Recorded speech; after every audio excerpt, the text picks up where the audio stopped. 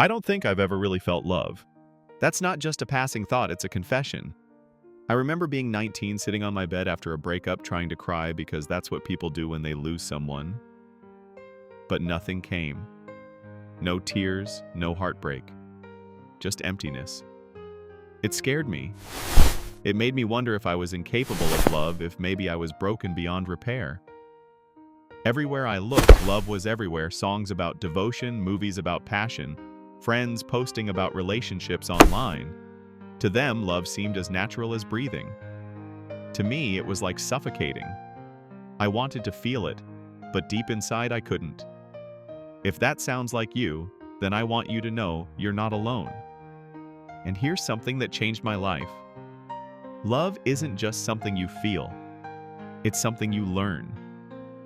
Even if you never learned it early, even if you're starting from scratch, you can still learn it now. Growing up, love in my house wasn't safe. It wasn't violence. It was silence.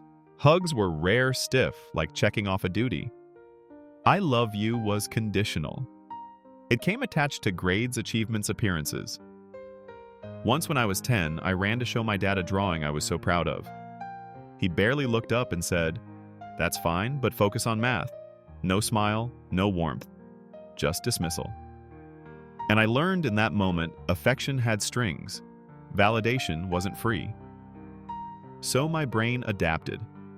Every time I reached out and was met with rejection or coldness, my heart pulled back further. Love became dangerous, unreliable. I learned not to expect it, not to trust it, not even to recognize it. By the time I was a teenager, I thought love was a trick, something people said when they wanted something from you. And that belief followed me into young adulthood. There was a girl in my class I liked, quiet kind, the type who remembered small details about people. I noticed her smile lingered when she talked to me, but instead of leaning in, I pulled back. I convinced myself it couldn't be real, that maybe she was just being polite, maybe she wanted something, maybe I'd embarrass myself if I believed it. So I stayed distant, cracked jokes, never let her know the truth. Years later at a reunion, I saw her again. She laughed and told me, "Back in school I had such a crush on you." I smiled on the outside, but inside it broke me. I realized I hadn't just missed a chance, I had missed an entire truth. My fear of love had cost me love itself. And that moment hurt more than rejection ever could, because the rejection hadn't come from her. It came from me. That's the part people don't see. The numbness, the suspicion, the avoidance. It protects you from pain in the short term. But in the long run, it robs you of the very thing you crave. That was my suffering. My survival was to go numb. To not feel was safer than to risk being tricked. But deep down, I was starving for something I didn't know how to trust. The turning point came one night with Jenny, my closest friend. We were walking home together, and as we said goodbye, she reached out to hug me. My whole body tensed. I froze. Shoulders, stiff arms, heavy, heart pounding. She pulled back slightly and asked, "Do you even like being hugged?" I didn't know what to say. How could I answer a question I had never even asked myself? That hug, something so simple for everyone else, felt foreign, threatening, almost unbearable. That moment haunted me. Lying in bed that night, I realized something important. Maybe I wasn't broken. Maybe I was untrained. My brain had been conditioned to see love as danger, so even kindness felt suspicious. But if trauma could rewire me away from connection, maybe healing could rewire me back toward it. And that's when I started noticing. Jenny remembering my coffee order. A neighbor waving good morning. My dog leaning on my leg, waiting for nothing but closeness. None of these were fireworks. None of them looked like the movie love I thought I was missing. But each made my chest tighten, my guard lower, my heart flinch toward warmth. These weren't tricks. They were real. Psychologist Barbara Fredrickson calls them micro moments of connection. Her research proves that even fleeting sparks can reshape the brain, building trust and safety. For me, that was the shift. Love wasn't absent.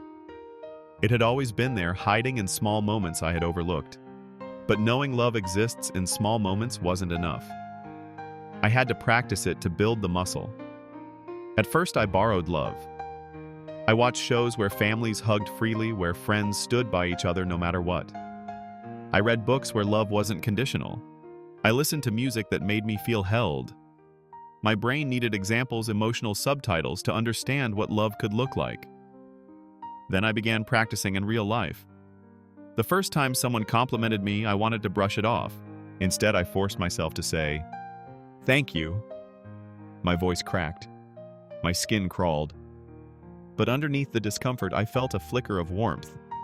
When I watered a plant carefully, when I petted my cat like royalty, when I texted Jenny, "I'm thinking of you," I was teaching my brain something new.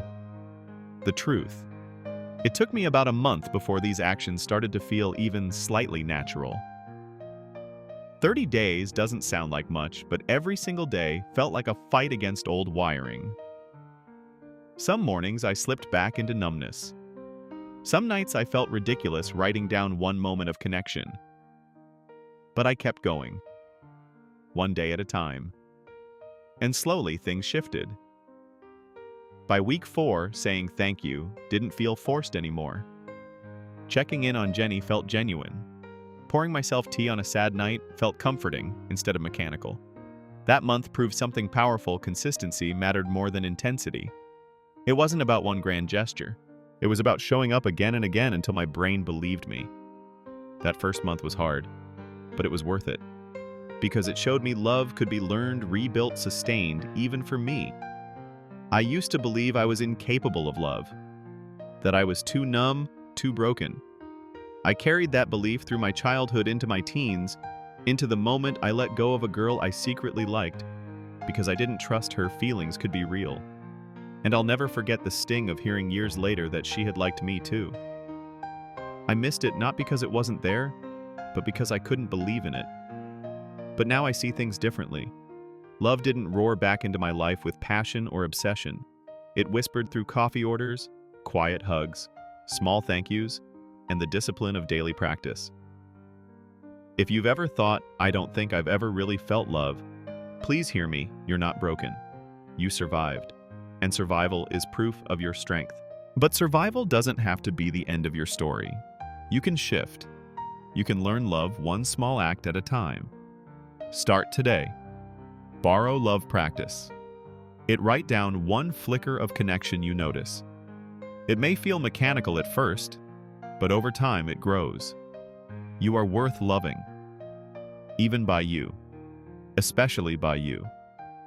And if this story touched something inside you, share in the comments one small moment where you felt connected even for a second. Like this video, subscribe, and join us at Hi Day Psych.